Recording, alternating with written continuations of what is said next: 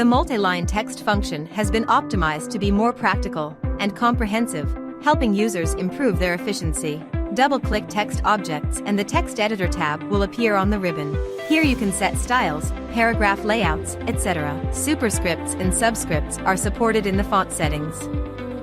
2 alignment methods are added, including justify and distribute.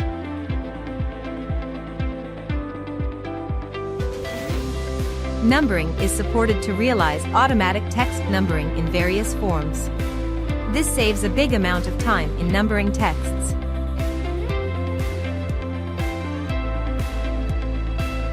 With the columns function, users can set column type, width, etc. This improves text readability and brings a more comfortable visual experience. Spelling check is optimized and automatic spelling check is supported, which improves the efficiency and accuracy of spell checking. Additionally, you can customize the dictionary to avoid spelling errors of specific words. Interested in the enhanced multi-line text function? Download ZWCAD 2024 to try it now.